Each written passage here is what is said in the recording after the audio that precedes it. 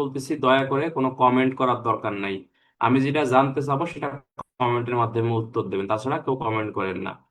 আমরা অলরেডি একটা মেসেজ আপনারা দেখছেন যে আমাদের সরকার সাপ্লিমেন্টারি পরীক্ষা নেওয়ার একটা চিন্তা ভাবনা করতেছে। তো এটা সবার জন্য সুখকর হবে বলে আমার বিশ্বাস। আলহামদুলিল্লাহ। যারা পাশ করে আছেন তাদের জন্য মানে শতভাগ সম্ভাবনা, এবং যারা গত বছর পাশ করতে পারেননি তাদের জন্য একটা গুড নিউজ, যে মোটামুটি আলহামদুলিল্লাহ পাশ করলে ইনশাল্লাহ পদোন্নতি হবে। তো সেইটাকে সামনে রেখে আমরা বাকি কয়দিন একটু ভালো পরিশ্রম করব, ইনশাল্লাহ ভালো কিছু হবে।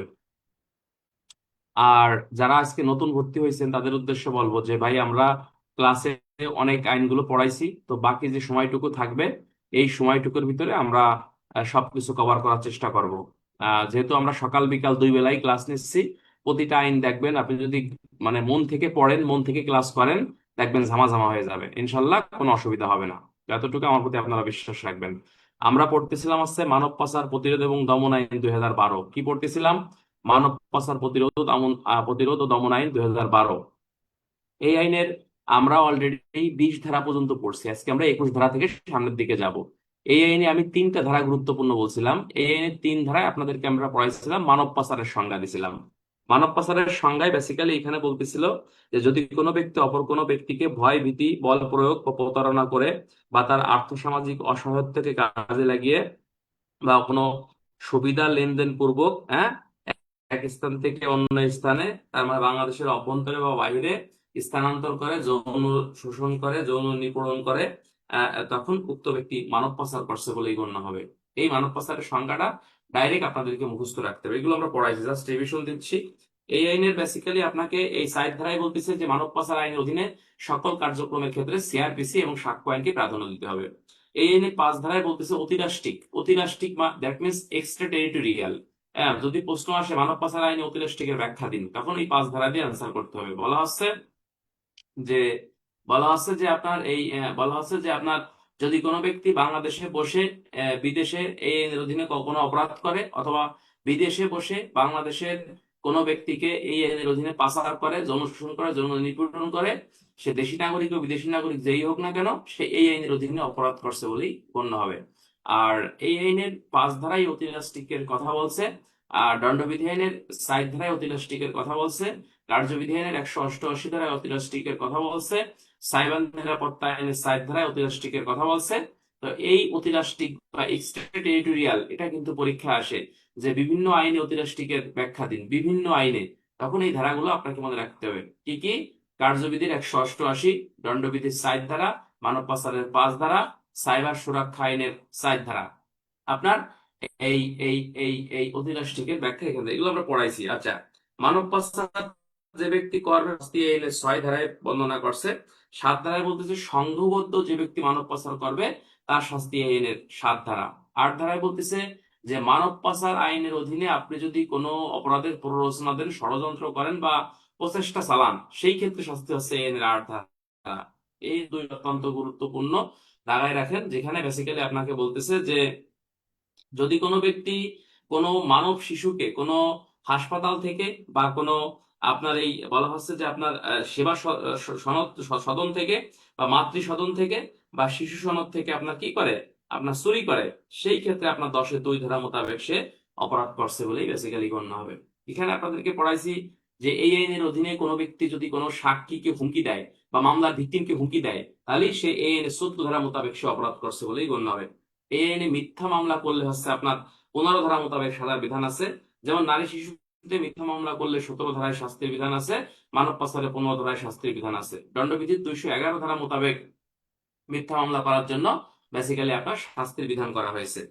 তো এই আইনের 16 ধারাটা আপনাদের এমসিকিউ আকারে পড়াইছিলাম, বলছিলাম যে এই আইনের সকল অপরাধ আমলযোগ্য, আপস আপসযোগ্য, মানে অজামিনযোগ্য এবং অপরযোগ্য হিসেবে গণ্য হবে। অর্থাৎ এই আইনের সব অপরাধ আমলযোগ্য, অজামিনযোগ্য এবং অপরযোগ্য হিসেবে বেসিক্যালি আপনার এখানে গণ্য হবে। এই আইনের 18 ধারাটা মোস্ট ইম্পর্টেন্ট, গত ক্লাসে আপনাদেরকে পড়াইছি, যেখানে বলতেছে অপরাধ সংগঠন সম্পর্কে আইনগত অনুমান। মাদক দ্রব্য নিয়ন্ত্রণ আইনের 55 ধারায় যে কথা বলছে, ঠিক তেমনি আপনার এই এই মানব পাচার প্রতিরোধ দমন আইনের 18 ধারায় সেম একই কথা বলতেছে। অর্থাৎ এই আইনের অধীনে বা কোনো ব্যক্তির তত্ত্বাবধান থেকে মানব পাচারের অপরাধের শিকার কোনো ব্যক্তিকে বা মানব পাচার অপরাধের সংগঠনে ব্যবহৃত কোনো দ্রব্য বস্তু আলামত যদি উদ্ধার হয়, যতক্ষণ পর্যন্ত ওই ব্যক্তি প্রমাণ করতে পারবে না সে অপরাধী, ততক্ষণ পর্যন্ত আদালত ধরে নেবে বা অনুমান করে নেবে সেই ব্যক্তি অপরাধী। ঠিক তেমনি মাদকদ্রব্য নিয়ন্ত্রণ আইনের 55 ধারায় সেম একই কথা বলছে। বলছে যে কোনো ব্যক্তির অধীন থেকে মাদক দ্রব্য বা মাদক সংশ্লিষ্ট কোনো দ্রব্য বস্তু আলামত যদি উদ্ধার হয়, যতক্ষণ পর্যন্ত সে ব্যক্তি প্রমাণ করতে পারবে না ওই ব্যক্তি অপরাধী, হ্যাঁ, তখন বলা হচ্ছে যে আপনার এই এই এই এটা ততক্ষণ আদালত ধরে নেবে ওই ওই ওই ব্যক্তি বেসিক্যালি হচ্ছে আপনার অপরাধ করছে বলেই গণ্য হবে। আচ্ছা, এই এই আইনের 19 ধারা এবং 20 ধারা অত্যন্ত গুরুত্বপূর্ণ। মানে পরীক্ষায় আসলে একেবারে রেড জোন দাগায় রাখো যারা কনস্টেবল ভাইরা আছেন। 19 এবং 20 অত্যন্ত গুরুত্বপূর্ণ। এটা গত ক্লাসে আমরা পড়াইছি। এখানে বলতেছে তদন্তের পদ্ধতি। মানব পাচার আইনে তদন্তের পদ্ধতি কি? তদন্তের পদ্ধতি হচ্ছে আপনার 19 ধারা। এখানে বলতেছে যে এই আইনের অধীনে কোনো অপরাধের সংবাদ পাওয়ার পর পুলিশের এসআই পদের নিম্নে নহে এমন পুলিশ অফিসার তদন্ত কার্যক্রম চালাবেন, এবং এই আইনের অধীনে অপরাধ সংগঠিত আহ, এজাহার দাখিলের পূর্বে পুলিশ অফিসার প্রতিরোধমূলক অনুসন্ধান কার্যক্রম পরিচালনা করতে পারবে। বলতেছে যে এই আইনের অধীনে 20 ধারার বিধান সাপেক্ষে 90 কার্য দিবসের মধ্যে তদন্ত সম্পন্ন করতে হবে। আপনি যদি 90 কার্য দিবসের মধ্যে তদন্ত শেষ করতে না পারেন, সর্বনিম্ন বলা হচ্ছে যে 3 কার্য দিবস পূর্বে কর্তৃপক্ষকে লিখিতভাবে এটা জানাতে হবে। কর্তৃপক্ষ আপনাকে লিখিত কারণ পর্যালোচনা করে আপনাকে আরো 30 কার্য দিবস সময় বৃদ্ধি করবে। তবে শর্ত থাকে যে কেবল আন্তঃরাষ্ট্রীয় তদন্তের ক্ষেত্রে এই সময় বৃদ্ধি করা যাবে, অন্য ক্ষেত্রে কিন্তু বৃদ্ধি করা যাবে না। এবং এখানে আরেকটা বলতেছে যে আন্তঃরাষ্ট্রীয় তদন্তের ক্ষেত্রে একটি পুলিশ দল গঠন করতে হবে, এবং এই পুলিশ দল সকল প্রশাসনিক অর্থনৈতিক সকল সুযোগ সুবিধা তারা পাবে। এবং বিদেশে যখন তদন্তে যাবে, বলা হচ্ছে যে আপনার এই সিআইডি পুলিশ হেডকোয়ার্টার্স একটি মনিটরিং সেল গঠন করবে। এই হলো তদন্তের পদ্ধতি। আর এই আইনের তল্লাশির নিয়ম কি? তল্লাশির নিয়মের কথা বলতেছে যে মানব পাচার আইনের অধীনে কোনো অপরাধ যখন সংগঠিত হবে, পুলিশের এসআই পদের নিম্ন নয় এমন পুলিশ অফিসার উক্ত স্থানে প্রবেশ করে আপনার তল্লাশি কার্যক্রম চালাতে পারবে। এখানে বলতেছে তল্লাশি কার্যক্রম চালাতে গেলে 2 বা ততোধিক ব্যক্তিকে সাক্ষী হিসেবে তলব করতে হবে, এবং সাক্ষীদের উপস্থিতিতে সকল স্থানে তল্লাশি চালাতে হবে। তল্লাশি করে কোনো দ্রব্য বস্তু পাওয়া গেলে সেগুলো সাক্ষীদের উপস্থিতিতে জব্দ তালিকার মাধ্যমে হেফাজতে নিতে হবে, এবং জব্দ তালিকায় অবশ্যই সাক্ষীরা আপনার স্বাক্ষর করবে। এখানে বলতেছে যে এই আইনের অধীনে বলা আছে যে বলা আছে যে এই এই আইনের অধীনে এই এই আইনের অধীনে যখন কোনো মহিলার দেহ তল্লাশি করতে হবে, সেই ক্ষেত্রে বলা হচ্ছে অবশ্যই কোনো মহিলা পুলিশ কর্মকর্তা অথবা কোনো মহিলা প্রবেশন কর্মকর্তাকে আপনাকে উপস্থিত থাকতে হবে।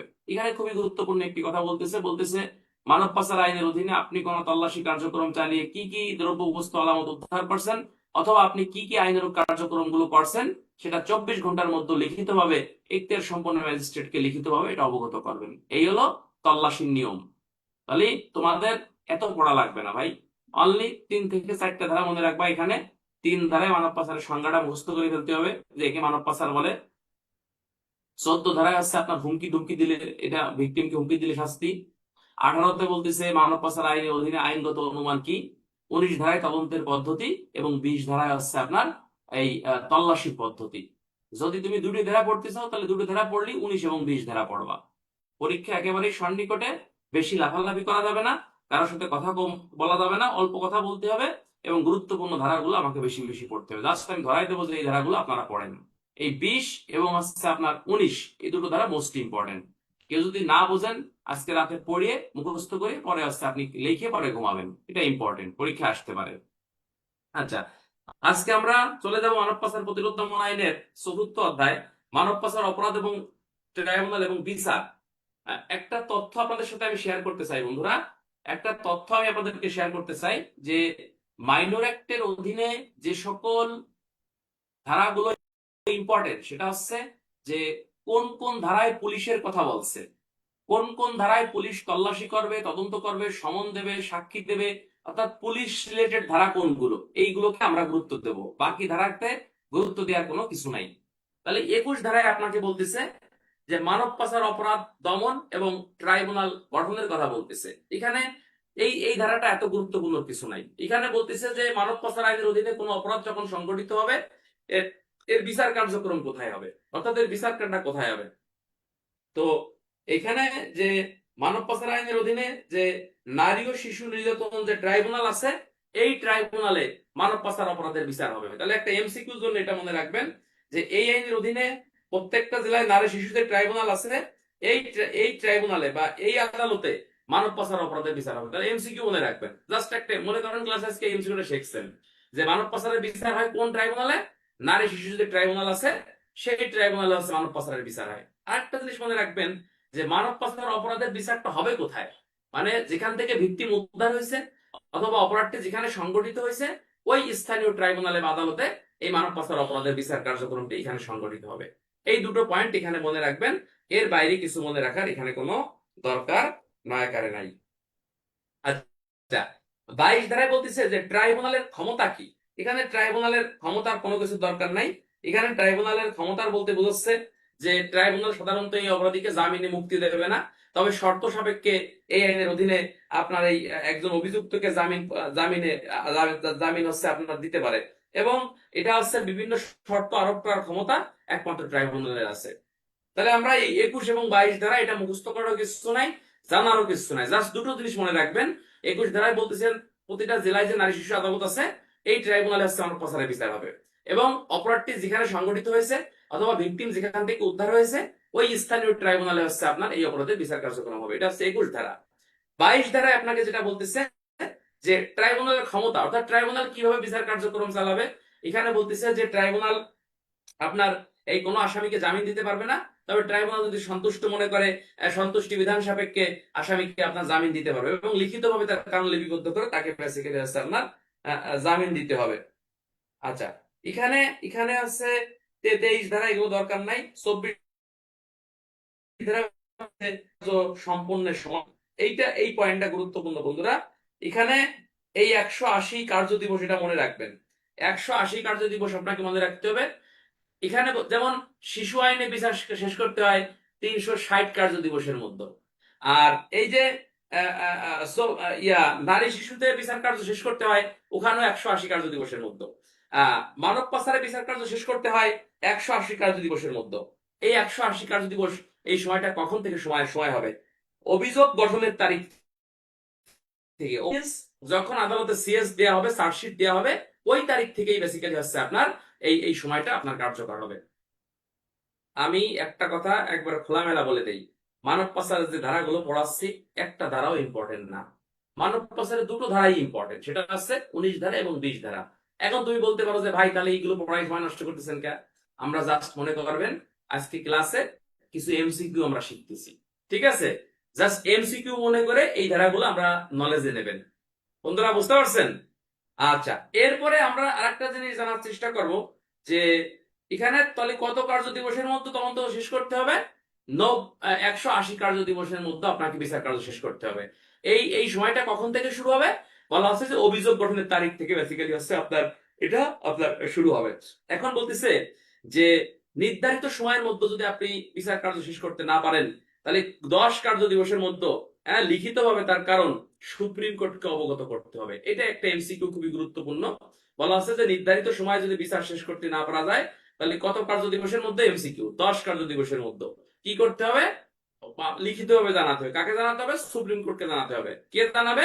ওই যে মানব পাচার অপরাধের বিচার যে আদালতে হচ্ছে ওই আদালত হচ্ছে জানাবে। তাহলে আমরা দেখেন দুটো জিনিস শিখলাম। কত কার্য দিবসের মধ্যে, জোরে বলেন। 100 বিচার কার্য শেষ করতে পারছে আপনার 180 কার্য দিবসের মধ্যে। যদি না পারেন কত কার্য দিবসের মধ্যে লিখিতভাবে জানাতে হবে, বলতেছে যে আপনার 10 কার্য দিবসের মধ্যে জানাতে হবে। কোন আদালতকে জানাতে হবে? আপনার সুপ্রিম কোর্টকে জানাতে হবে। এই ছোট ছোট এমসিকিউ গুলো তোমার পরীক্ষায় আসবে। আচ্ছা, এরপরে চলে যাব রুদ্ধদ্বার কক্ষে বিচার। বিভিন্ন আইনে কিন্তু রুদ্ধদ্বার কক্ষে বিচারের কথা বলতেছে, যেমন শিশু আইনের 25 ধারায় রুদ্ধদ্বার কক্ষে বিচারের কথা বলতেছে। নারী শিশুর 20 ধারা, নারী শিশুর হচ্ছে আপনার 20 ধারায় রুদ্ধদ্বার কক্ষে বিচারের কথা বলতেছে। হ্যাঁ, তারপর হচ্ছে আপনার মানব পাচারের এই 25 ধারায় আপনার এই রুদ্ধদ্বার কক্ষে বিচারের কথা বলতেছে। তাছাড়া শিশু আইনেও আপনার 25 ধারায় রুদ্ধদ্বার কক্ষে বিচারের কথা। রুদ্ধদ্বার কক্ষে বিচারের রুদ্ধদ্বার মানে কি? সিআরপিসি 352-তে রুদ্ধদ্বার কক্ষে বিচারের কথা। রুদ্ধদ্বার কক্ষ মিন্স আছে ট্রায়াল ইন ক্যামেরা। যদি একটা এমসিকিউ আসে ট্রায়াল ইন ক্যামেরা ক্যামেরা বলতে এই নিচে কোনটিকে বোঝায়? রুদ্ধদ্বার কক্ষে বিচার বোঝায়। তো আগে আপনাকে বুঝতে হবে যে রুদ্ধদ্বার কক্ষে বিচারটা বেসিক্যালি কখন হয়। রুদ্ধদ্বার কক্ষে বিচারটা আপনার তখনই হয় যখন ভিকটিমের বা সাক্ষীর সুরক্ষার আদালত বা ট্রাইব্যুনাল নিরাপত্তা মনে করে যে জনসম্মুখে বিচার হলে ভিকটিমের অসুবিধা হতে পারে বা সাক্ষীর সাক্ষ্য দিতে অসুবিধা হতে পারে। কেবলমাত্র তখনই বলা হচ্ছে যে আপনার রুদ্ধদ্বার কক্ষে আপনার বিচারের ব্যবস্থা করতে হয়। ঠিক তেমনি এই মানব পাচার প্রতিরোধ ও দমন আইনের 25 ধারায় রুদ্ধদ্বার কক্ষে বিচারের ব্যবস্থা আছে। এখানে বলতেছে যে মামলার পক্ষগণ এবং তাদের নিযুক্ত আইনজীবীগণ ট্রাইব্যুনালের অনুমতি সাপেক্ষে প্রতিনিধিগণের উপস্থিতিতে রুদ্ধদ্বার কক্ষে বিচার কার্যক্রম পরিচালনা করতে পারবে। তাহলে দেখেন, রুদ্ধদ্বার পক্ষ বিচার করে কার স্বার্থে? মামলার ভিকটিমের সর্বোত্তম স্বার্থে এটা করে থাকে। এগুলো পরীক্ষা আসবে না। আচ্ছা, 26 ধারায় আপনাকে বলতেছে দোভাষী নিয়োগ। দোভাষী নিয়োগ মানে কি? এই আইনের অধীনে কোনো অপরাধের বিচার যে কোনো পর্যায়ে পাচারের শিকার বা অন্য কোনো ব্যক্তির অনুবাদক দোভাষী বা প্রয়োজন ইশারা বা দোভাষীর অনুমোদন এই মর্মে আদেশ দিতে পারবে। আচ্ছা, মানব পাচারের দোভাষীর প্রয়োজনীয়তা কি? 26 ধারা। দোভাষীর প্রয়োজনীয়তা হচ্ছে, মনে করো তুমি চাইনা নাগরিককে তুমি গ্রেফতার করছো। চাইনা নাগরিককে তুমি গ্রেফতার করছো। এখন চাইনা নাগরিক তো বাংলা ভাষা জানে না। এখন চাইনা নাগরিক সে তার চাইনা ভাষায় কথা বলবে যে রহিমারে কেন চীনে পাচার করছিল। তো এই চাইনা নাগরিকের ভাষা এই অনুবাদ করে দেবে, যে চাইনা ভাষা বোঝে তাকে আদালত নিয়োগ করতে পারবে মামলার ন্যায় বিচারের স্বার্থে। আচ্ছা, অনুবাদক যদি ভুল অনুবাদ করে দণ্ডবিধির কয় ধারায় অপরাধী বলেন তো? অনুবাদক যদি ভুল অনুবাদ করে দণ্ডবিধির কয় ধারায় অপরাধী বলেন? অনুবাদক ভুল অপরাধ করলে দণ্ডবিধির কয় ধারায় অপরাধ করছে বলে গণ্য হবে? বলেন না কেন? হুম অনুবাদক ভুল অনুবাদ করলে 167 ধারা সে অপরাধ করছে বলে গণ্য হবে। দণ্ডবিধির 167। সাক্ষ্য আইনের ওই যে 66 লেখা আছে না, ওটা কিন্তু ওটা আচ্ছা, এরপরে আমরা যে জিনিসটা একটু জানার চেষ্টা করব যে সম্পত্তি আটক, অবরুদ্ধকরণ এবং বাজেয়াপ্তকরণ এবং অতিরাষ্ট্রিক নিষেধাজ্ঞা। এই 27 ধারাটা গুরুত্ব আছে, একটু গোলকাল দিয়ে দাঁড়ায় রাখেন। 27 ধারাটা একটু গুরুত্ব আছে। 27 ধারাটা গুরুত্ব আছে। 27 ধারাটা গুরুত্ব আছে। 27 ধারাটা গুরুত্ব আছে, এটা দাগায় রাখেন। এটা অত্যন্ত গুরুত্বপূর্ণ। এটা অত্যন্ত গুরুত্বপূর্ণ। 27 ধারাটা গুরুত্বপূর্ণ। এখানে সম্পত্তি আটক, অবরুদ্ধকরণ, বাজেয়াপ্তকরণ এবং অতিরাষ্ট্রিক নিষেধাজ্ঞা ভালো করে বুঝেন। মানে আপনি মানব পাচারের অপরাধ করে বা মানব পাচার করে ইন্ডিয়ায় মেয়েদের পাচার করে আপনি অঢেল সম্পত্তির মালিক হয়ে গেছেন। সেম একই কথা বা একই নিয়মের কথা মাদক দ্রব্য নিয়ন্ত্রণ আইনের কয় ধারায় বলছে ভাই বলেন তো কে পারে? হ্যাঁ, 33। এই 33 ধারায় বলছে। অর্থাৎ মাদক ব্যবসা করে তুমি যদি অঢেল সম্পত্তির মালিক হও, সেক্ষেত্রে তোমার ব্যাংক হিসাব সহায় সম্পত্তি করোপ করতে পারবে, জব্দ করতে পারবে। হ্যাঁ, ঠিক আছে কিনা? এবং 34 ধারায় আপনাকে বলতেছে এগুলোর আইনানুগ প্রক্রিয়া কিভাবে কি করা যায়। আর ঠিক তেমনি মানব পাচার প্রতিরোধ দমনের 27 ধারায় আপনি মানব পাচার করে বিদেশে নারী পাচার করে বা বিদেশে কোনো শিশু পাচার করে আপনি অঢেল সম্পত্তির মালিক হয়ে গেছেন, এই সম্পত্তির বিলি ব্যবস্থা কি বা আইনানুগ প্রক্রিয়া কি, সেই কথাটা আপনাকে 27 ধারায় বলতেছে। বলতেছে যে বিচার কার্যের যে কোনো পর্যায়ে স্বীয় উদ্যোগে বা কোনো ব্যক্তির আবেদন ক্রমে ট্রাইব্যুনালের অধীন অপরাধ সংগঠনের মাধ্যমে অভিযুক্ত ব্যক্তি অর্জিত স্থাবর বা অস্থাবর সম্পত্তি আটক, অবরুদ্ধ, বাজেয়াপ্ত করার নির্দেশ দিতে পারবে। তাহলে এটা কে পারে? ট্রাইব্যুনাল পারে। কোন সম্পত্তি আটক করার নির্দেশ দিতে পারে? স্থাবর সম্পত্তিও পারে, অস্থাবর সম্পত্তিও আপনার পারে। আচ্ছা, এরপরে বলতেছে যে এই আইনের অধীনে কোনো জমি যানবাহন দিয়ে কোনো অপরাধ সংগঠন করলে এগুলো হচ্ছে আপনার আটক রাখার আদেশ দিতে পারবে। কি করতে পারবে? আটক রাখার আদেশ দিতে পারবে। এবং এখানে একটা বলতেছে যে এই আইনের অধীনে কোনো ব্যক্তি দোষী সাব্যস্ত হলে অপরাধ সংগঠনের অর্জিত সম্পত্তি বাজেয়াপ্ত করতে পারবে এবং বাজেয়াপ্তকৃত অর্থ আপনার এই মানব পাচার প্রতিরোধ দমন যে তহবিল আছে, এই তহবিলে আপনাকে জমা দিতে হবে। ভালো কথা বলছে না?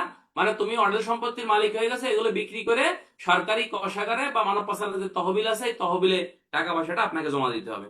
এরপরে বলতেছে যে এই আইনের অধীনে সংগঠিত কোন অপরাধের বিচার স্বার্থে ট্রাইব্যুনাল বিদেশে অবস্থিত অপরাধলব্ধ অর্জিত সম্পত্তি এবং উক্ত পরবর্তী অভিযুক্ত সম্পত্তি অবরুদ্ধ করার নির্দেশ প্রদান করতে পারবে এবং যদি লঙ্ঘন করে তাহলে এই সাজার বিধান কিন্তু এখানে রাখা আছে। এই ধারার অধীন অবরুদ্ধ বা করকযোগ্য সম্পত্তি নির্দিষ্টকরণ সরকার এবং বিদেশস্থ সংশ্লিষ্ট বাংলাদেশ দূতাবাস ট্রাইব্যুনালকে যথাযথ সহযোগিতা করবে। এবং উপধারা 4 এর অধীন কোন আদেশ জারি হলে সরকার যে দেশে সংশ্লিষ্ট সম্পত্তি অবস্থিত সেই দেশের উপযুক্ত ট্রাইব্যুনালের উক্ত আদেশের বিষয়ে অবগত করবে। মানে এইখানে নর্মালি কইছে কি, আমি একটু ব্যাখ্যা করে বুঝাই। মানে এই 27 ধারাটা গুরুত্বপূর্ণ আছে, রিটেনে প্রশ্ন আসতে পারে যে মানব পাচার প্রতিরোধ ও দমন আইন 2012 অনুযায়ী সম্পত্তি আটক, অবরুদ্ধকরণ এবং বাজেয়াপ্ত বা অতিরাষ্ট্রিকের নিষেধাজ্ঞার ক্ষেত্রে আইনগত করণীয় কি, ব্যাখ্যা করো বা বুঝিয়ে দাও। তো এখানে বলতেছে যে এই আইনের অধীনে ট্রাইব্যুনাল যদি কোনো ব্যক্তির আবেদনে বা অন্য কোনো মাধ্যমে জানতে পারে যে মানব পাচার করে আপনি অঢেল সম্পত্তির মালিক হয়ে গেছেন, সেই ক্ষেত্রে বলতেছে যে কোনো বাড়ি, যানবাহন বা অন্য কোনো মাধ্যমে যদি কোনো অপরাধ সংগঠন করে, এগুলো ট্রাইব্যুনাল আটক রাখার আদেশ দিতে পারবে।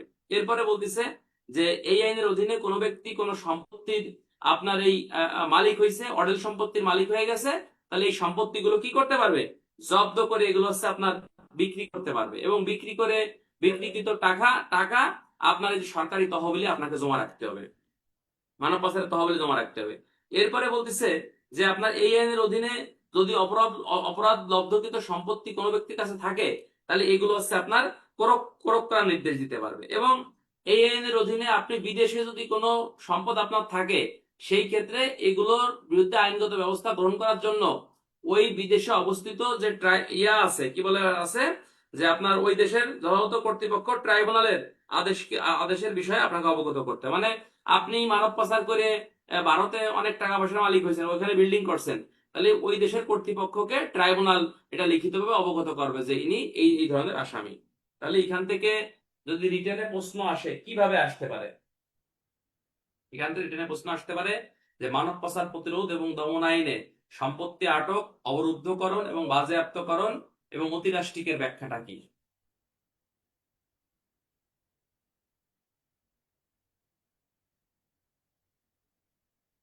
তো যদি এরকম আসে, আশা করি এটা পারবেন, কঠিন কিছু না, আসলে প্রস্তুত সহকারে আসলো। আচ্ছা, 28 ধারার একটা এমসিকিউ আছে, আমি আগেই দেখাই রাখছি। 28 ধারা এমসিকিউ তে বলতেছে যে এই আইনের অধীনে কোন ব্যক্তির কাছ থেকে ক্ষতিপূরণ আদায় করতে হবে, ক্ষতিপূরণ। তো ক্ষতিপূরণ যদি ওই ব্যক্তি না দেয়, তাহলে একটা আইন আছে, the public demand recovery act. তাহলে একটা এমসিকিউ আসতে পারে যে কোনো ব্যক্তি ক্ষতিপূরণ না দিলে নিচের কোন আইন অনুযায়ী ক্ষতিপূরণ আদায় করতে হয়। The public demand recovery act আইন অনুযায়ী আপনার ক্ষতিপূরণ আদায় করতে হয়। এটা 1913 সালের একটা আইন। আচ্ছা, একজন বলছে অতিরাষ্ট্রিক কি, স্যার একটু বুঝাই বলেন। আচ্ছা, অতিরাষ্ট্রিক কি তো হয়তো নতুন ভর্তি হয়েছে জানে না। অতিরাষ্ট্রিকের ইংরেজি হচ্ছে এক্সট্রা টেরিটোরিয়াল। অতিরাষ্ট্রিকটা হচ্ছে আপনি একটি অপরাধ বাংলাদেশে বসে করেন বা বিদেশে বসে করেন, আপনি এই আইনের অধীনে অপরাধ করছেন বলেই আপনার গণ্য হবে। আবার বলতেছে আপনি যদি বিদেশে বসে বাংলাদেশের সংগঠিত মানব পাচার সংশ্লিষ্ট কোনো অপরাধ করেন, হ্যাঁ, আপনি বিদেশি নাগরিক হন বা দেশি নাগরিক হন, তাহলে আপনি এই আইনের অধীনেই অপরাধ করছেন বলেই গণ্য হবে, এবং এই আইনে আপনার শাস্তির বিধান হবে। অপরাধটি আপনি দেশে বসে করেন বা বিদেশে বসে করেন, এটা মুখ্য বিষয় না, আপনি অপরাধটি করছেন কিনা এটাই হচ্ছে মূল বিষয়। তাহলে এটাই হচ্ছে অতিরাষ্ট্রিক। অতিরাষ্ট্রিকের সংজ্ঞা দণ্ডবিধির 4 ধারায় দিছে, কার্যবিধির 188 ধারায় দিছে, মানব পাচারের 5 ধারায় দিছে, হ্যাঁ, সাইবার নিরাপত্তা আইনের 4 ধারায় দিছে, হ্যাঁ, এইটা। আচ্ছা, একজন বলছে রুদ্ধদ্বার কক্ষ কি, স্যার রুদ্ধদ্বার কক্ষ, রুদ্ধ মানে কি, রুদ্ধদ্বার কক্ষ মানে হচ্ছে খিল লাগাই বা দরজা লাগাই বিচার কার্য করা। নর্মালি কার্যবিধি আইনে 352 ধারায় বলতেছে যে বিচার কার্য উন্মুক্ত থাকবে, সবাই দেখতে পারবে। বাংলা সিনেমা দেখছেন না, যে মনে করেন শাবনুরের বিচার হচ্ছে, ওমর সানির বিচার হচ্ছে, সবাই বসে বসে শুনতেছে। তো আদালতও কিন্তু, আদালতে সবাই ঢুকতে পারে, সবাই বিচার শুনতে পারে। তবে কিছু কিছু সেন্সিটিভ বিষয় থাকে, যে বিচারগুলো বেসিক্যালি বলা হচ্ছে যে আপনার রুদ্ধদ্বার কক্ষে করতে হবে, সবাই ঢুকতে পারবে না, কার স্বার্থে, ভিকটিম বা সাক্ষীর নিরাপত্তার স্বার্থে এই কাজগুলো করা হয়ে থাকে। এটাই হচ্ছে রুদ্ধদ্বার কক্ষে বিচার বা আবদ্ধ কক্ষে বিচার। উপস্থিত থাকতে পারে কে, সংশ্লিষ্ট আসামি, সাক্ষী, মামলার বিবাদী, এরা ছাড়া আর কেউ উপস্থিত থাকতে পারে না, অর্থাৎ আম জনতা কেউ এখানে উপস্থিত থাকতে পারবে না। কথা বলেন না ভাই। 29 ধারাটা রিটেনের জন্য একটু গুরুত্বপূর্ণ আছে, আমি একটু বলি, জাস্ট একটু এই তোমরা যারা নতুন ভর্তি হয়েছে ভাবতেছো যে কোন সাগরে পড়লাম, কিছুই তো বুঝতেছি না, বুঝবা না ভাই। আমি ওই বোঝার সিস্টেম করে দিবানি, সংক্ষিপ্ত সাজেশন সবই পাবেন, টেনশনের কিছু নাই। পড়াচ্ছি, একদিন পড়লেই সব জানি ফেলবেন না, একটু ধৈর্য ধরেন। 29 ধারা, 29 ধারায় বলতেছে যে বিদেশি দলিল, লিখিত তথ্য প্রমাণাদি বা উপাদানের গ্রহণযোগ্যতা। মানে এই 29 ধারায় নরমালি খুবই গুরুত্বপূর্ণ একটি কথা বলছে, বলতেছে যে এই আইনের অধীনে কোনো অপরাধের বিচার কার্য করাকালে বিদেশি কোনো দলিল, লিখিত তথ্য প্রমাণাদি এইগুলো যদি হাজির করা হয়, তাহলে এগুলো আদালতে গ্রহণযোগ্য হবে। ঠিক আছে কিনা? ঠিক এই কথাটাই আপনাকে সাক্ষ্য আইনের ৮৬ ধারায় বলছে। কয় ধারায় বলছে? সাক্ষ্য আইনের ৮৬ ধারায় আপনাকে বলতেছে বিদেশি আইন বা বিদেশি কোনো ডকুমেন্ট বাংলাদেশে যদি উপস্থাপন করা হয় এটা গ্রহণযোগ্য হবে, এটা কোনো সমস্যা আপনার হবে না। তবে বিদেশি কোনো একটা ডকুমেন্ট যদি আপনাকে গ্রহণযোগ্য করতে হয়, আদালতে উপস্থাপন করতে হয়, তাহলে ওই দেশে অবস্থিত বাংলাদেশের যে কনসুলেট আছে বা দূতাবাস আছে বা হাই কমিশনার আছে, ওইখান থেকে হচ্ছে আপনাকে স্বাক্ষর নিয়ে সত্যায়ন করে আপনাকে আদালত উপস্থাপন করতে হবে। তবে কোন কমিশন বা দূতাবাস যদি এই দলিলে স্বাক্ষর করে বা সত্যায়ন করে, এই দলিল সত্যতা বা এই দলিল সঠিক কি বেঠিক এটা কিন্তু সে নির্ধারণ করছে বলে গণ্য হবে না। কথা কি বুঝছেন? এই কথাই আপনাকে বলতেছে এই আইনের হচ্ছে আপনার এই ২৯ ধারা, অর্থাৎ এই দলিল সত্য কিনা মিথ্যা এই জন্য ওই ওই ওই দেশে অবস্থিত বাংলাদেশের দূতাবাসকে কি করা যাবে না, বলা হচ্ছে আপনার দায়ী করা যাবে না। তাহলে এখান থেকে একটা এমসিকিউ আসতে পারে, বিদেশি কোন দলিল বাংলাদেশের কোন অপরাধের বিচার কার্যে গ্রহণযোগ্য? মানব পাচার আইনের অপরাধে বিচারযোগ্য। তাহলে কি করতে হবে? ওই দেশের আপনার কাউন্সিলর দূতাবাসে স্বাক্ষর নিয়ে উপস্থাপন করতে হবে। এবার এই দূতাবাসের স্বাক্ষর থাকলে এই দলিল কি খাঁটিত্ব প্রমাণ করে না? খাঁটিত্ব প্রমাণ করে না। দলিল সঠিক কি ভুল এই এজন্য কিন্তু দূতাবাসকে কোনোভাবে কিন্তু দায়ী করা যাবে না। এই কথাই আপনাকে ২৯ ধারায় বলতেছে।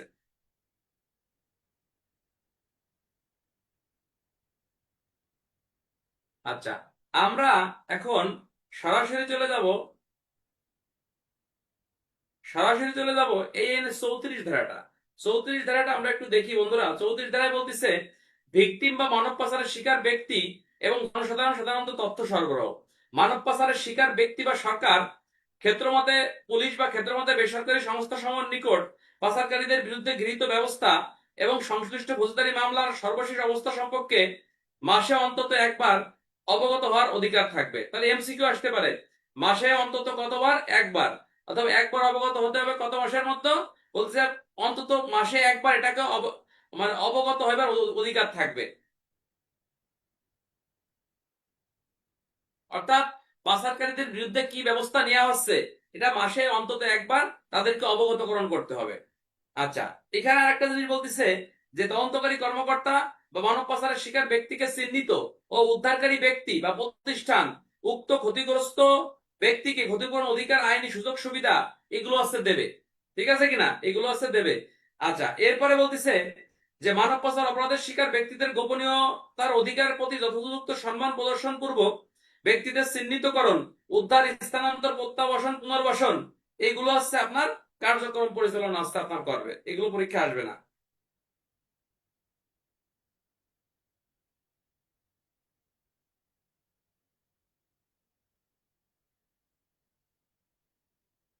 সাঁইত্রিশ ধারাটা একটু দাগায় রাখেন। ৩৭ ধারাটা ইম্পর্টেন্ট আছে। ফৌজদারি বিচারের ক্ষেত্রে ভিকটিম এবং ক্ষতিগ্রস্ত ব্যক্তি এবং সাক্ষী সুরক্ষার বিধান। এখানে বলতেছে যে এই আইনের অধীনে প্রত্যেক ব্যক্তি, কোন প্রতিষ্ঠান বা ভিকটিম বা মানব পাচারের শিকার ব্যক্তি এই আইন বা প্রচলিত অন্য কোনো অধীন যেন অভিযুক্ত বা শাস্তি না পায় সেজন্য যথেষ্ট চেষ্টা করতে হবে, যথেষ্ট থাকতে হবে। অর্থাৎ এই আইনের অধীনে যিনি মামলা করতেছেন সেজন্য কোনো শাস্তি না পায় এটা হচ্ছে ট্রাইব্যুনাল নিশ্চিত করবে বা মামলার বাদী সেভাবেই মামলা তদন্ত করবে। এবং এখানে একটা জিনিস বলতেছে, যদি আপনার ট্রাইব্যুনালের অনুমতি ব্যক্তি রেখে মানব পাচারের শিকার কোনো ব্যক্তি তার পরিবারের কোনো সদস্যের নাম, ছবি বা তথ্য প্রকাশ করে উক্ত বিধান লঙ্ঘনকারী ৬ মাসের কারাদণ্ড, ১ লক্ষ টাকা অর্থদণ্ড। এই দেখো আমরা মিলেই মিলেই পড়বো। যেমন নারী শিশুর ১৪ ধারায় বলতেছে ভিকটিমের ছবি প্রচার করা যাবে না। যাবে? কয় ধারায় বলতে জোরে বলেন? নারী শিশু ১৪ ধারায় বলতেছে। আবার শিশু আইনের আবার শিশু আইনের আবার শিশু আইনের ২৮ ধারায় বলতেছে যে ভিকটিমের ছবি প্রচার করা যাবে না। ভিকটিমের ছবি যদি প্রচার করা হয় শিশু আইনের ৮১ ধারা মোতাবেক ওই ব্যক্তি অপরাধ করছে বলে গণ্য হবে। ঠিক তুমি তুমি একটু খেয়াল করে দেখো যে এই এই মানব পাচার আইনের আপনার ৩৭ ধারা, জোরে বলেন কয় ধারা? ৩৭ ধারা। এইখানে বলতেছে যে ব্যক্তি মানব পাচারের শিকার হয়েছে এই ভিকটিমের ছবি প্রকাশ করা যাবে না। যদি এই বিধান কোনো ব্যক্তি লঙ্ঘন করে সেক্ষেত্রে ৩৭-এর ২ উপধারা মোতাবেক সে ব্যক্তি অপরাধ করছে বলে গণ্য হবে এবং তার বিরুদ্ধে আইনগত ব্যবস্থা গ্রহণ করা যাবে।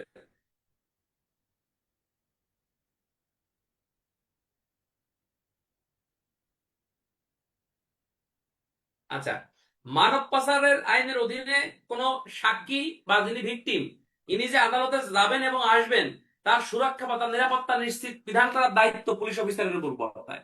ঠিক আছে কিনা? বলা হচ্ছে যে মানব পাচার আইনের অধীনে কোনো যে সাক্ষী থাকবে, যে ভিকটিম থাকবে, তার সুরক্ষা প্রদান করার দায়িত্ব এমসিকিউ কার উপর বর্তায়? বলা হচ্ছে যে আপনার পুলিশ অফিসারের উপর বর্তায়। এতটুকু মনে রাখলেই হবে। মানব পাচার আইনের অধীনে কোনো ব্যক্তি যদি ক্ষতির সম্মুখীন হয়, এই ব্যক্তি কিন্তু দেওয়ানি মামলাও করতে পারবে, অর্থাৎ ক্ষতিপূরণ পাওয়ার জন্য দেওয়ানি মামলাও করতে পারবে। এটা আপনাকে বলতেছে এই আইনের 39 ধারায়। আচ্ছা, মানব পাচার আইনের অধীনে যদি যে ব্যক্তি ক্ষতিগ্রস্ত হয়েছে, এই ব্যক্তিকে আর্থিক সহায়তা দিতে হবে। মানব পাচার যে তহবিল আছে, এই তহবিল থেকে হচ্ছে আপনাকে আর্থিক সুযোগ সুবিধা দিতে হবে।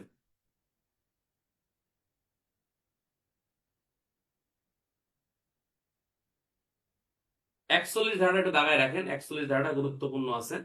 41 ধারায় বলতেছে যে এই আইনের অধীনে সংগঠিত অপরাধের তদন্ত বিচার, হ্যাঁ, বলা আছে যে আপনার পাচারের শিকার ব্যক্তিবর্গ, সাক্ষী, অপরাধলব্ধ অর্থ, অপরাধের উপকরণ, সাক্ষ্য প্রমাণ বা বিবাদী বা অপরাধের সহায়তাকারী ব্যক্তি উপস্থিত থাকে বা থাকিবার সম্ভাবনা থাকে, সেই সমস্ত সাথে সমঝোতা স্বাক্ষর করবে।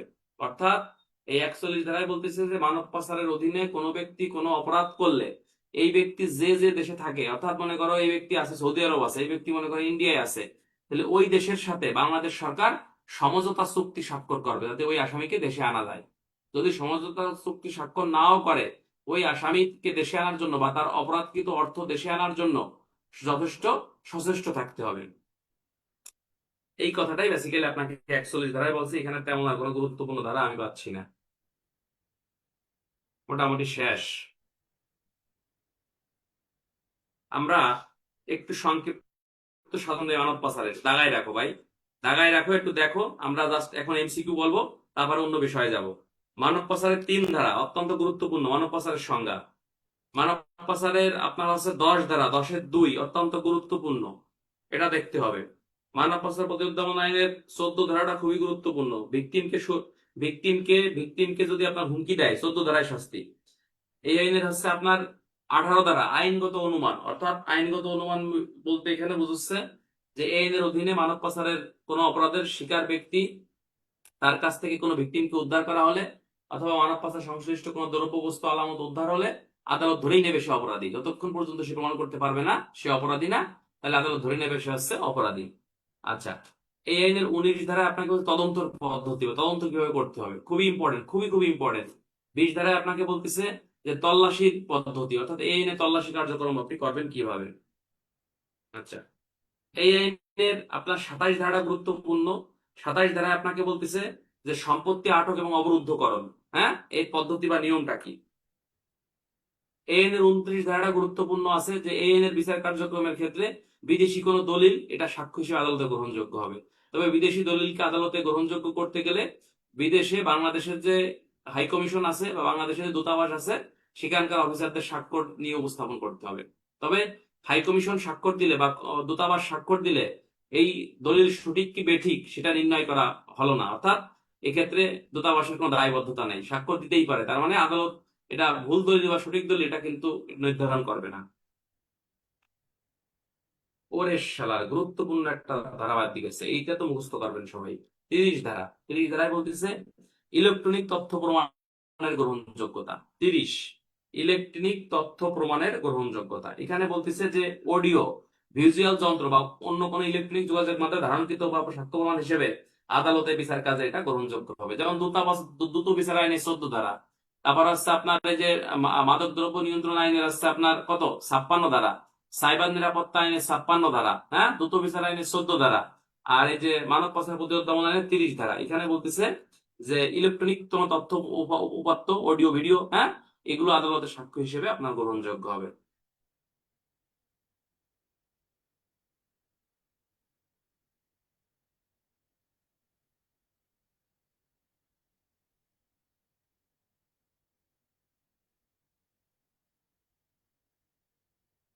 এই ধারা এছাড়া আমি আর কোন ধারা গুরুত্বপূর্ণ এখানে দেখি না।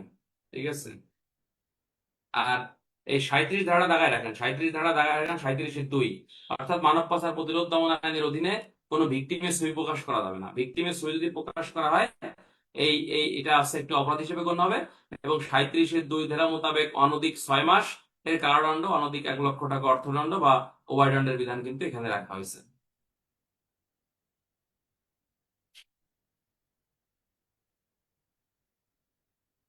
মোটামুটি এগুলোই ছিল। এখন আমরা একটা ছোট্ট একটা আইন পড়বো। এই আইনটা আমরা একটু ভালো করে দেখি, কথা বলেন না। লা হাওলা ওয়ালা কুওয়াতা ইল্লা বিল্লাহিল আলিয়্যিল আযীম। খুবই ছোট্ট একটা ধারা পড়বো। এই ধারাটা আমাদের পদোন্নতি পরীক্ষায় আসে।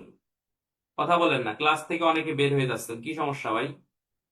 আমি ডিউটি করে আসছি, কষ্ট হয়ে গেছে, তারপর আমি কিন্তু ক্লাস নেওয়ার চেষ্টা করতেছি, সুতরাং কেউ কথা বলেন না। বিশেষ ক্ষমতা আইন, পর্নোগ্রাফি আইন পড়াবো, কথা বলেন না। বিশেষ ক্ষমতা আইন, এই আইনটা 1974 সালের আইন। তাহলে এখান থেকে একটা এমসিকিউ আসতে পারে, বিশেষ ক্ষমতা আইন কত সালের আইন বন্ধুরা? বিশেষ ক্ষমতা আইন হচ্ছে 1974 সালের আইন, ঠিক আছে কিনা? বিশেষ ক্ষমতা আইন হচ্ছে 1974 সালের একটা আইন। বিশেষ ক্ষমতা আইনের সব ধারা পড়ার কোনো দরকার নাই। এই বিশেষ ক্ষমতা আইনের একটা ধারা ভালো করে পড়লেই ওই একটা ধারা থেকেই পরীক্ষায় প্রশ্ন আসে। সেটা হচ্ছে বিশেষ ক্ষমতা আইনের 25 ধারা। 25-এর ক, 25-এর খ, 25-এর গ, 25-এর ঘ, এই কটা পয়েন্ট আমরা একটু দেখি। হ্যাঁ, রিটেনে প্রশ্ন আসবে কিভাবে, এমসিকিউ আসবে কিভাবে, সেগুলো আমরা দেখার চেষ্টা করি। 25-এর কথায় বলতেছে কারেন্সি নোট বা সরকারি স্ট্যাম্প জাল করার শাস্তি। অর্থাৎ বিশেষ ক্ষমতা আইনের 25-এর কতে আপনাকে বলতেছে কারেন্সি নোট, বলতেছে কোন কারেন্সি নোট সরকারি স্ট্যাম্প যদি জাল করে, জ্ঞাতসারে জাল করে, বা কোনো অংশ সম্পূর্ণ করে, কোন কারেন্সি নোট বা সরকারি স্ট্যাম্প জাল করে, তারপরে বলতে কারেন্সি নোট বা সরকারি স্ট্যাম্প জাল করার ব্যবহারযোগ্য কোনো যন্ত্রপাতি ব্যবহার করে, তাহলে এই 25-এর ক ধারা মোতাবেক সে ব্যক্তি অপরাধ করছে বলেই গণ্য হবে। তাহলে কারেন্সি নোট বা সরকারি স্ট্যাম্প জাল করলে কয় ধারায় অপরাধী বলা হচ্ছে? 25-এর ক ধারা মোতাবেক সে ব্যক্তি অপরাধ করছে বলে গণ্য হবে। কয় ধারা? 25-এর ক ধারা মোতাবেক সে ব্যক্তি অপরাধ। তাহলে কারেন্সি নোট জাল করলে কয় ধারা অপরাধী জোরে বলেন? 25-এর ক ধারা মোতাবেক। প্রশ্ন আসলো, ক নামক ব্যক্তি বাংলাদেশের টাকা জাল করলো, অপরাধ কি? বাংলাদেশের টাকা জাল করলে বিশেষ ক্ষমতা আইন 1974-এর 25-এর ক তে সে অপরাধ করছে বলে গণ্য হবে। ক নামক ব্যক্তি একটি জাল স্ট্যাম্প তৈরি করলো, অপরাধ কি? তাহলে এখানকার অপরাধ হচ্ছে এই আইনের 25-এর ক ধারা মোতাবেক সে ব্যক্তি অপরাধ করছে বলেই গণ্য হবে। তাহলে জাল, জাল করলেই 25-এর ক, মনে করবেন জাল করলে 25-এর ক। 25-এর খটা আমরা দেখি। 25-এর খতে বলতেছে যে চোরাচালানের শাস্তি। চোরাচালানের শাস্তি হচ্ছে যদি কোনো ব্যক্তি বর্তমানে বলবৎ অন্য আইনে যাই থাক না কেন, এই এই এই আইনের বিধান লঙ্ঘন করে, হ্যাঁ, কোন আইন অনুসারে আদায়যোগ্য কোন শুল্ক বা কর ফাঁকি দিয়ে পাট, সোনা, রূপা, হ্যাঁ, মুদ্রা, খাদ্যদ্রব্য, ওষুধ, হ্যাঁ, আমদানি দ্রব্য বা অন্য কোনো দ্রব্য বাংলাদেশের বাইরে নিয়ে যায়, অথবা কোনো পণ্য বাংলাদেশে নিয়ে আসে, সেই ক্ষেত্রে 25-এর খ ধারা মোতাবেক সে ব্যক্তি অপরাধ করছে বলেই গণ্য হবে। কিরকম? তুমি সোনা চোরাই পথে সোনা বাংলাদেশে নিয়ে আসলা, হ্যাঁ, পকেটে করে, পেটের মধ্যে করে, তাহলে এই ধারা মোতাবেক তুমি অপরাধ করছো বলেই গণ্য হবে। এরপরে কোন চোরাই পথে ওষুধ নিয়ে আসলে, তাহলে চোরাই পথে পাট দ্রব্য আমদানি রপ্তানি করলে, হ্যাঁ, তাহলে তুমি এই 25-এর খ ধারা মোতাবেক তুমি অপরাধ করছো বলেই গণ্য হবে। কমেন্ট করেন না প্লিজ, আমি দেখছি। তাহলে 25-এর কতে কি? জাল করার শাস্তি 25-এর ক, ঠিক আছে।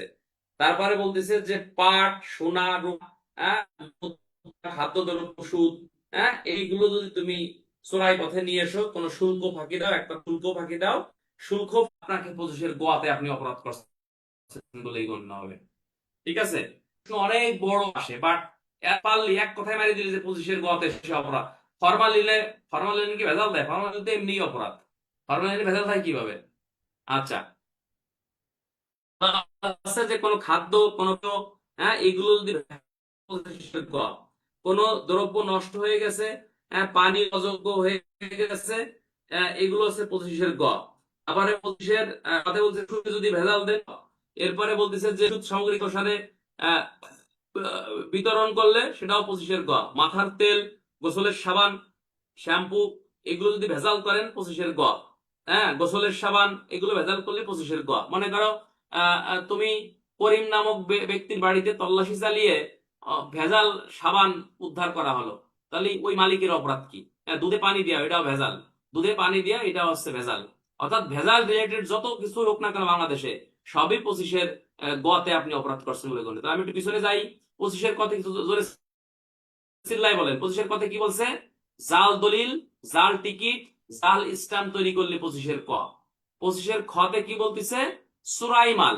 হ্যাঁ, বলতিছে যে সুরাই মাল, সুরাই পথে যদি আপনি দ্রব্য বস্তু আমদানি রপ্তানি করেন, সুরাই পথে স্বর্ণ আনছেন, সুরাই পথে কাপড় আনছেন, সুরাই পথে মোবাইল আনছেন, হ্যাঁ, তখন 25-এর খ। 25-এর গতে বলছে ভেজাল। 25-এর গতে হচ্ছে ভেজাল। ভেজাল মানে কি?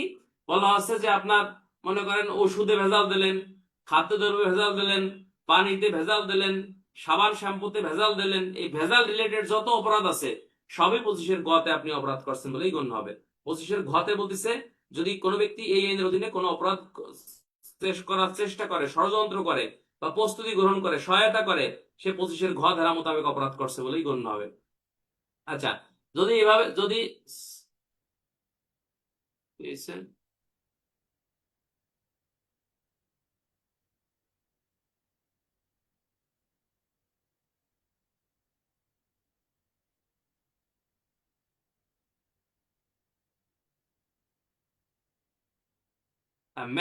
ম্যাচ ম্যানেজার ডালি পানি মিশাই, তাই এটাও ভেজাল।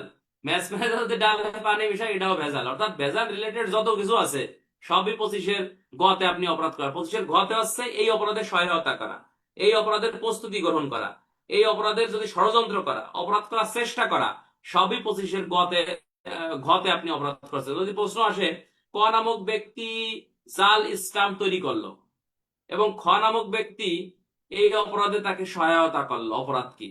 তাহলে যে জাল স্টাম্প তৈরি করছে সে 25-এর কতে অপরাধী, যে এই কাজে সহায়তা করছে সে হচ্ছে 25-এর ঘতে অপরাধ করছে বলে গণ্য হবে। অর্থাৎ এখানে বলা হচ্ছে যে 25-এর ঘতে বলতেছে মূল অপরাধীর যে শাস্তি হবে এই অপরাধের সহায়তাকারীরও সেম একই শাস্তি হবে। ঠিক আছে কিনা? এটা বিভিন্ন আইনে একই কথাই বলছে। তো আমার আমার মনে হয় এই কথাটা আশা করি আপনারা বুঝছেন। তাহলে আমরা আবার একটু পিছনে যাই। 25-এর কতে জাল স্টাম্প, তারপরে বলতেছে যে আপনার জাল দলিল প্রস্তুত করার শাস্তি। 25-এর খতে বলতেছে যে চোরাই পথে স্বর্ণ, হ্যাঁ, টাকা পয়সা রূপা, হ্যাঁ, তারপর হচ্ছে আপনার পানি, হ্যাঁ, আরো অনেক কিছু চোরাই পথে আপনার আনা বা শুল্ক ফাঁকি দেওয়া। এক কথায় শুল্ক ফাঁকি দিলে 25-এর খ। 25-এর গতে বলতেছে ভেজাল। পৃথিবীতে যত ভেজাল আছে ভেজালের কাজ করলেই 25-এর গ। দুধে পানি দেওয়া, তারপর হচ্ছে আপনার মনে করেন যে আপনার এই যে ধানের ভিতর সিটে মিশানো, ওষুধের শিল্পে ভেজাল দেওয়া, শ্যাম্পুতে ভেজাল দেওয়া, সাবান তৈরিতে ভেজাল দেওয়া, 25-এর গতে আপনি অপরাধ করছেন। 25 এ না ক। আচ্ছা, 25-এর ক খ গ লিখবেন ভাই, এ দেওয়ার দরকার নাই। ঠিক আছে কিনা? এরপরে আপনাকে 25-এর ঘতে বলতেছে যে এই অপরাধে যে ব্যক্তিরা সহায়তা করবে, তাহলে সহায়তা করলে হচ্ছে বলা হচ্ছে 25-এর ঘতে আপনি অপরাধ করছেন বলেই গণ্য হবে। যদি কেউ এই আইনের বর্ণিত কোনো অপরাধ করিবার জন্য চেষ্টা করে, ষড়যন্ত্র করে বা প্রস্তুতি গ্রহণ করে অথবা অপরাধে সহায়তা করে, তবে সেই ব্যক্তি এই আইনে অপরাধের সহায়তার জন্য সে অপরাধ করছে। অর্থাৎ সহায়তা মিন্স হচ্ছে মূল অপরাধীর যে শাস্তি হবে সহায়তাকারীরও সেম ওই একই শাস্তি হবে। এই কথাটা আপনাকে 25-এর ক খ গ ঘ, বেশি পড়বেন না ভাই, যা পড়াচ্ছি একটু আমলে নেন, দেখবেন পরীক্ষা আসলে এক কলম লিখতে পারবেন। আচ্ছা, 15 ধারাটা আমরা একটু দেখি। এই যে 15 ধারায় বেসিক্যালি কি বলছে দেখি। 15 ধারায় আপনাকে এখানে বলতেছে যে অন্তর্ঘাতী কার্য। রিটেনে একটা প্রশ্ন আসতে পারে যে বিশেষ ক্ষমতা আইন 1974 অনুযায়ী অন্তর্ঘাতী কার্য সমূহ কি কি? অন্তর্ঘাতী কার্য, সাবস্টেন্স। সাবস্টেন্স শব্দের অর্থ হচ্ছে অন্তর্ঘাতী। তাহলে অন্তর্ঘাতী কাজগুলো কি কি? এখানে অনেকগুলো অন্তর্ঘাতী কাজের কথা কইছে, সব তো আর মনে থাকবে না। হ্যাঁ, এখানে কিছু কিছু জিনিস আপনাকে 8টা 10টা পয়েন্ট লিখতে পারলেই না। তাহলে অন্তর্ঘাতী ইংরেজি আছে, বলতে বলা আছে যে আপনার সাবস্টেন্স শব্দের অর্থ হচ্ছে অন্তর্ঘাত বা অন্তর্ঘাতী। এখানে বলা আছে নিম্নলিখিত কাজ যদি কোনো ব্যক্তি করে সেক্ষেত্রে সে অন্তর্ঘাতী কাজ করছে বলে গণ্য হবে। এখানে বলতেছে কোন ভবন, যানবাহন, মানে নিম্নলিখিত জিনিসের যদি কোনো ব্যক্তি ক্ষতি করে বা ক্ষতির উদ্দেশ্যে কোনো কাজ করে, হ্যাঁ, সেক্ষেত্রে সে অন্তর্ঘাতী কাজ করছে বলেই গণ্য হবে। অন্তর্ঘাতী কাজ করছে বলেই গণ্য হবে। যেমন কোন ভবন, যানবাহন, যন্ত্রপাতি, কল কবজা, কোন সম্পত্তি বা সরকারি কোন স্থানীয় কর্তৃপক্ষ বা জাতীয়করণকৃত বাণিজ্যিক শিল্প প্রতিষ্ঠানের কাজে ব্যবহৃত হতে পারে এমন কোন জিনিস। অনেক কথা কইছে। কোন রেলপথের কোনো ক্ষতি করলে, ঝুলন্ত কোন রাস্তার ক্ষতি করলে, কোন কালভার্টের ক্ষতি করলে, বিমানবন্দরের ক্ষতি করলে, তারপরে বলতেছে টেলিভিশনের কোনো ক্ষতি করলে, বেতারের কোনো ক্ষতি করলে আপনি এই ধারায় অপরাধ করছেন বলে গণ্য মানে গণ্য হবে। কোন রেলওয়ে, নৌযান বা বিমান পথের কোনো ক্ষতি করলে, কোন অত্যাবশ্যকীয় দ্রব্যের ময়লা নিষ্কাশন কাজে কোনো ক্ষতি করলে, বন্টন উৎপাদনের সহিত কোনো ক্ষতি করলে, এই আইনের অধীনে বা বর্তমান অন্য কোনো আইনে নিষিদ্ধ সেই সকল কাজ যদি আপনি করলে, পাট, পাটজাত দ্রব্য, পাটের গুদাম, পাটকল বা পাটের গাইড বাঁধার কল, হ্যাঁ, যদি ক্ষতি করেন তাহলে হচ্ছে আপনি এই 15 ধারা মোতাবেক অন্তর্ঘাতী কাজ করছেন বলেই গণ্য হবে। আর যে ব্যক্তি অন্তর্ঘাতী কাজ করবে তার শাস্তি মৃত্যুদণ্ড বা যাবজ্জীবন কারাদণ্ড বা অথবা 14 বছর পর্যন্ত যে কোনো মামলা কারাদণ্ড অথবা অর্থদণ্ডের বিধান রাখা হয়েছে। এখানে রিটেনে যে প্রশ্নটা আসবে যে অন্তর্ঘাতীমূলক কাজগুলো কি কি, অন্তর্ঘাতীমূলক কাজগুলো কি কি, অন্তর্ঘাতীমূলক কাজগুলো হচ্ছে আপনার এই 15 ধারা এই পয়েন্ট। পদ্মা সেতু নাট খোলা, এটা অন্তর্ঘাতীমূলক কাজ। এক কথা রাষ্ট্রীয় সম্পদ যে ব্যক্তি নষ্ট করবে সেই অন্তর্ঘাতীমূলক কাজ করছে বলেই গণ্য হবে।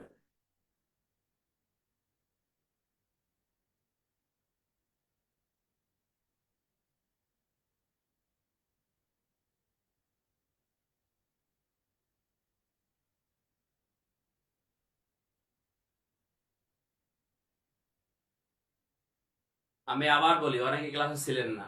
আমাদের আলহামদুলিল্লাহ একটা সাপ্লিমেন্টারি পরীক্ষা নেওয়ার চিন্তা ভাবনা কর্তৃপক্ষ করতেছে। সুতরাং পাশ করলেই আপনার র্যাঙ্ক। আর যারা পাশ অলরেডি করে আছেন তাদের জন্য সুখবর, তাদের র্যাঙ্ক দেওয়ার পরে হয়তো এগুলো দেবে, তাই না?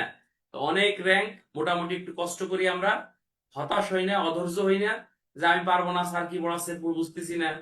যে সময় আছে তুমি যদি 2 বেলা ক্লাস করো, আমি 2 বেলা তোমাদের ক্লাস নিচ্ছি ভাই, ভালো কিছুর জন্য, তাই না? সুতরাং একটু কষ্ট করে খালি শোনেন, দেখবেন এর মাঝেই আমরা কভার করে ফেলবো সবকিছু, ঠিক আছে? এবং পরীক্ষার আগে আরো শর্ট সাজেশন দেবো কিভাবে পড়তে হবে সেটাও নেব। আর ঈদের পরে আমরা আন্দোলনে নামতেছি। ঈদের পরে আমরা হচ্ছে মডেল টেস্ট শুরু করতেছি, রিটেনের মডেল টেস্ট, ঠিক আছে? আর প্রতি শুক্রবার তো আমরা পরীক্ষা নিচ্ছি। কালকে কালকে দিন পরে আমার মডেল টেস্ট আছে। এবং ঈদের পরে, হ্যাঁ, ঈদের পরে হচ্ছে আমরা রিটেনের মডেল টেস্ট চালু করে দেবো, সুতরাং সবার জন্য উপকার হবে। আচ্ছা, আমি এখন আমি এখন কিছু এমসিকিউ জিজ্ঞাসা করব। এমসিকিউ তে পাশ করা লাগবে ভাই, এমসিকিউ অবহেলার সুযোগ নাই। এমসিকিউ তে পাশ করা লাগবে। সবাই একটু দ্রুত শরীফ পড়ে এবং এমসিকিউ চিন্তা ভাবনা করি, সবাই উত্তর দেন, সবাই উত্তর দেন, কথা বলেন না। বলেন, মানব পাচার প্রতিরোধ এবং দমন আইন কত সালের আইন? বলেন, দ্রুত বলেন, কত সালের আইন? হ্যাঁ, 2012 সালের আইন। মানব পাচারের কয় ধারায় মানব পাচারের সংজ্ঞা দিছে? বলেন, কয় ধারায়? 3 ধারায় সংজ্ঞা দিয়েছে, থ্যাংক ইউ। মানব পাচার আইনের অধীনে ভিকটিমকে যদি আপনি ভয়ভীতি দেখান, কয় ধারায় অপরাধ? বলেন,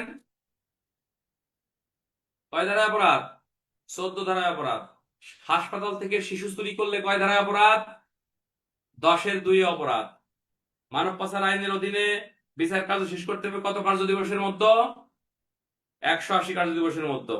মানব পাচার আইনের অধীনে কোন ট্রাইব্যুনাল বিচার করবে? নারী শিশু ট্রাইব্যুনাল বিচার করবে। মানব পাচার অপরাধের বিচার কোথায় হবে? অপরাধটি যেখানে সংঘটিত হয়েছে ওইখানে হবে। মানব পাচার আইনের অধীনে আপনার যথাসময় বিচার শেষ করতে না পারলে কত কার্য দিবসের মধ্যে কর্তৃপক্ষকে জানাতে হবে? 10 কার্য দিবসের মধ্যে। কাকে জানাতে হবে? সুপ্রিম কোর্টকে জানাতে হবে। কিভাবে জানাতে হবে? হাইকোর্ট বিভাগের মাধ্যমে জানাতে হবে। মানব পাচার প্রতিরোধ দমন আইনের অনুযায়ী ক্ষতিপূরণ আদায়ের জন্য কি মামলা করা যাবে? দেওয়ানি মামলা করা যাবে। কয় ধারায় বলতেছে? 39 ধারায় বলতেছে। মানব পাচার প্রতিরোধ দমন আইনে আপনার বিদেশি দলিল বাংলাদেশে গ্রহণযোগ্য কিনা? বাংলাদেশে গ্রহণযোগ্য। মানব পাচার প্রতিরোধ দমন আইনে ইলেকট্রনিক সাক্ষ্যের গ্রহণযোগ্যতা কয় ধারা? জোরে বলেন, কয় ধারা? 30 ধারা। মানব পাচার আইনের অধীনে কোন ব্যক্তি তার দণ্ডের বিরুদ্ধে কত কার্য দিবসের মধ্যে আপিল করবে? 30 কার্য দিবসের মধ্যে আপিল করবে। কার কাছে আপিল করবে? সুপ্রিম কোর্ট, হাইকোর্ট বিভাগের নিকট হচ্ছে আপনার আপিল করবে। মানব পাচার প্রতিরোধ দমন আইনে বলা হচ্ছে যে আপনার এই কোন ব্যক্তি সম্পর্কে কি কার্যক্রম গ্রহণ করা হয়েছে অন্তত কত মাসে একবার অবগত হবে লোকজন? হ্যাঁ, ধরে বলেন, অন্তত 1 মাসে একবার। বলা হচ্ছে মাসে একবার অন্তত অবগত হতে হবে।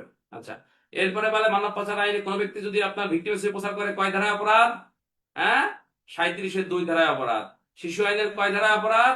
14 ধারায় অপরাধ। নারী শিশু 14 ধারায় অপরাধ। শিশু আইনের কয় ধারায় অপরাধ? 28 ধারার অপরাধের জন্য 81 ধারায় শাস্তির বিধান আছে। আচ্ছা, মানব পাচার প্রতিরোধ দমন আইনে কোন আসামি যদি বিদেশে অবস্থান করে তাহলে ওই দেশের সাথে সমঝোতা চুক্তি স্বাক্ষর করবে কে? সরকার। Thank you. আচ্ছা, এরপরে বলেন যে যদি যদি বলা হচ্ছে যে আপনার এই যে জাল দলিল, জাল স্টাম্প তৈরি করলে বিশেষ ক্ষমতাদের কয় ধারায় শাস্তি? 25-এর ক তে শাস্তি। যদি আপনার চোরাই পথে সোনা রূপা পাট এইগুলো আমদানি রপ্তানি করলে কয় ধারায় শাস্তি? 25-এর খতে শাস্তি। ভেজাল, ভেজাল দিলে, ভেজাল নিলে, ভেজাল করলে, দুধে পানি দিলে, হ্যাঁ, ধানের ভিতর ছিটে দিলে, ওষুধে ভেজাল দিলে, সাবান তৈরিতে ভেজাল দিলে, শ্যাম্পু তৈরিতে ভেজাল দিলে কয় ধারা অপরাধ? 25-এর গতে অপরাধ। এই সকল ব্যক্তিকে যে সকল ব্যক্তি সহায়তা করবে কয় ধারা অপরাধ? 25-এর ঘতে অপরাধ। সহায়তাকারী শাস্তি কি? মূল অপরাধের যে শাস্তি, সহায়তাকারীরও সেম একই শাস্তি। এই এনে অন্তর্ঘাতী কাজ কয় ধারা? আপনার 15 ধারা। অন্তর্ঘাতী কাজ হচ্ছে 15 ধারা। Thank you. আচ্ছা,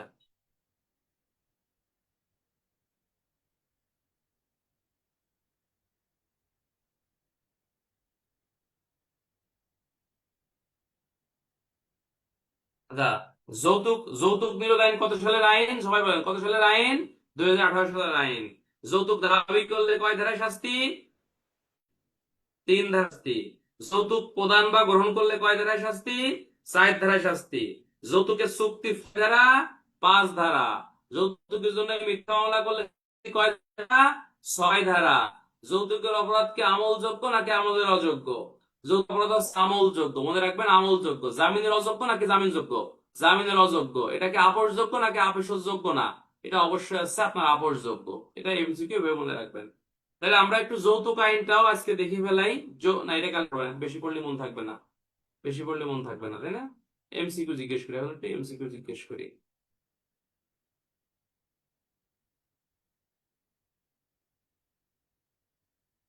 আচ্ছা, অনেকে নতুন ভর্তি হয়েছেন, আমি একটু বলি।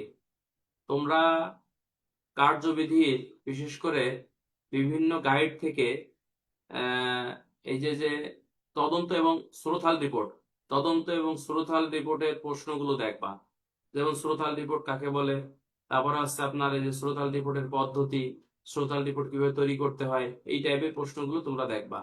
স্রোতাল রিপোর্ট মানে এটা সবার আমি একটা বাড়ির কাজ দিলাম, মানে স্রোতাল রিপোর্ট রিলেটেড যত প্রশ্ন আছে আমার ক্লাসের সব স্টুডেন্ট আজকে রাত্রেবেলা স্রোতাল রিপোর্টের প্রশ্নগুলো দেখে পরে ঘুমাবেন, ঠিক আছে ইনশাল্লাহ। স্রোতাল রিপোর্ট রিলেটেড যে কোনো প্রশ্ন পদোন্নতি পরীক্ষায় কিন্তু আসতে পারে। সাপ্লিমেন্টারি পরীক্ষা হওয়ার সম্ভাবনা শতভাগ, ঠিক আছে ইনশাল্লাহ। সবার জন্য এটা সুখবর। সুতরাং আপনাকে ধৈর্যের সাথে লেখাপড়া করেন, কথা বলেন না। শিশু আইনটা আমরা পরে পড়াবো ভাই, পড়াবো বলছি তো। আচ্ছা, এখন আমরা শিশু আইন, নারী শিশু আইন থেকে কিছু এমসিকিউ জিজ্ঞেস করি। নারী শিশু আইন থেকে এমসিকিউ। ক্লাস থেকে তোমরা বেরোচ্ছ থেকে ভাই? ক্লাস থেকে বেরোলে কি ক্লাস নিতে ভালো লাগে? আমার কাছে কি, আপনাদের কাছে কি মনে হয় যে আমি ক্লাসে ফাঁকি দেই? মনে হয়? হ্যাঁ?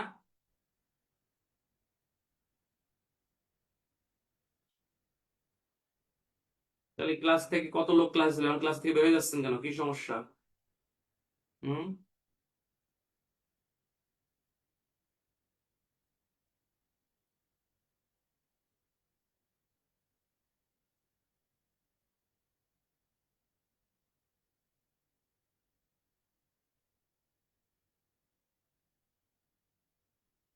Recording stopped. আচ্ছা, নারী শিশু আইনের যে আমি Recording প্রশ্ন in জিজ্ঞেস করি progress. তোমরা উত্তর দাও। নারী শিশু আইনের প্রশ্ন উত্তর দাও ভাই। আচ্ছা, নারী শিশু আইনে আপনার বলৎকারের সংখ্যা কয় ধারা? বলৎকার 2-এর 6 বলৎকার হচ্ছে 2-এর 6। মারাত্মক জখম কত, কয় ধারা? মারাত্মক জখম 2-এর 6 মারাত্মক জখম 2-এর 6। 2-এর ডাবলিউতে কি? যৌনকর্ম। 2-এর ডাবলিউতে কি? যৌনকর্ম। এরপরে বলা হচ্ছে যে নারী শিশু আইনে আপনার এই ক্ষতিপূরণের অর্থ কে পাবে? এমসিকিউ। ভিকটিম পাবে, সরকার পাবে, রাষ্ট্র পাবে? সঠিক অ্যান্সার কি? ভিকটিম পাবে। Thank you. এরপরে বলে যে নারী শিশু আইনে অপহরণ করলে কয় ধারায় শাস্তি? অপহরণ 7 ধারা। মুক্তিপণ আদায়ের উদ্দেশ্যে অপহরণ করলে কয় ধারা? 8 ধারা। ধর্ষণ করলে কয় ধারা? 9-এর 1। ধর্ষণ করে মারি ফেললি কত? 9-এর 2। দলবদ্ধভাবে ধর্ষণ কত? 9-এর 3। তারপর ধর্ষণ করে মেরে ফেলা বা আহত করার চেষ্টা করার শাস্তি কি? 9-এর 4 ক। শুধু ধর্ষণের চেষ্টার শাস্তি কি? 9-এর 4 খ। 9-এর গতে কি বলছে? 9-এর গতে বলছে ধর্ষণ করার উদ্দেশ্যে কোনো নারীকে কোনো অঙ্গ, ধারালো অস্ত্র, রাসায়নিক পদার্থ বা কোনো মানে ক্ষতিকারক পদার্থ দিয়ে যৌনাঙ্গ বা স্তনে মারাত্মক জখম করলে এই 9-এর গতে আপনি অপরাধ করেন। শাস্তি আছে মৃত্যুদণ্ড, যাবজ্জীবন কারাদণ্ড এবং ইহার অতিরিক্ত অর্থদণ্ড দিতে হবে। 80-আর ধারা। এই 9 * গ আসিয়ার ধারাটা মনে রাখবেন, তাহলে 9 * গ মনে থাকবে, ঠিক আছে। আচ্ছা, এরপরে বলেন যে এই আইনের অধীনে কোনো ব্যক্তি আত্মহত্যায় যদি সহায়তা করে তাহলে তার শাস্তি কয় ধারা? 960-ক। তারপরে কোনো ব্যক্তি যদি বিয়ের প্রলোভনে যৌনকর্ম করে, বিয়ের প্রলোভনে যৌনকর্ম করলে কয় ধারা শাস্তি? 9 * খ-তে শাস্তি। যৌন নিপীড়নের শাস্তি কয় ধারা? 10 ধারা। যৌতুকের জন্য মারি ফেলি কয় ধারা শাস্তি? 11-ক-তে শাস্তি। যৌতুকের জন্য মৃত্যু ঘটানোর চেষ্টার শাস্তি কয় ধারা? 11-ক-এর ক। যৌতুকের জন্য মারাত্মক গ্রহণ করার শাস্তি কত? 11-র-খ। যৌতুকের জন্য সাধারণ আঘাত করার শাস্তি কত? 11-র-গ। শিশুকে দিয়ে ভিক্ষাবৃত্তি করালে শাস্তি কত ধারা? 12 ধারা। সন্তান জন্মের সংক্রান্তে বৈধতা কি? এখানে বলতেছে যে ধর্ষণের ফলে কোনো সন্তান জন্মগ্রহণ করলে কার পরিচয়ে পরিচিত হবে? পিতামাতা উভয়ের পরে পরিচয়ে পরিচিত হবে। ধর্ষণ ধর্ষণের ফলে সন্তান জন্মগ্রহণ করলে এর ব্যয়ভার কে বহন করবে? রাষ্ট্র বহন করবে। রাষ্ট্র কি পকেটেতে টাকা দেবে? না, পকেটেতে টাকা দেবে না। কার কাছ থেকে আদায় হবে? আসামির নিকট থেকে আপনার আদায় হবে। এরপরে বলতেছে যে ভিকটিমের ছবি প্রচার করলে কয় ধারায় শাস্তি? 14 ধারায় শাস্তি। মানব পাচারে কয় ধারায় শাস্তি? 37 ধারায় শাস্তি। শিশু আইনে কয় ধারায় শাস্তি? 28-81-তে শাস্তি। আচ্ছা, এই আমি এখন আর কথা বলবো না। অবশ্যই অবশ্যই সকাল 6টা 30-এ ক্লাস হবে, সবাই ক্লাসে থাকবেন। সকালে আমরা দণ্ডবিধি পড়াবো। আর আপনাদের জন্য একটা সুখবর দিই, যারা বিভিন্ন পড়াশোনা ফাঁকি দিয়েছেন, ইনশাল্লাহ 1 তারিখ থেকে সাক্ষ্য আইন চালু হবে। কয় তারিখ থেকে? 1 তারিখ থেকে সাক্ষ্য আইন নতুন ক্লাস শুরু হবে। সুতরাং সবাই শুরু করবেন। সাক্ষ্য আইন এবং মাইনর অ্যাক্ট পড়াবো আমরা, ঠিক আছে। মাইনর অ্যাক্ট শেষ হলে আবার পেয়ার ক্লাস আমরা নিব।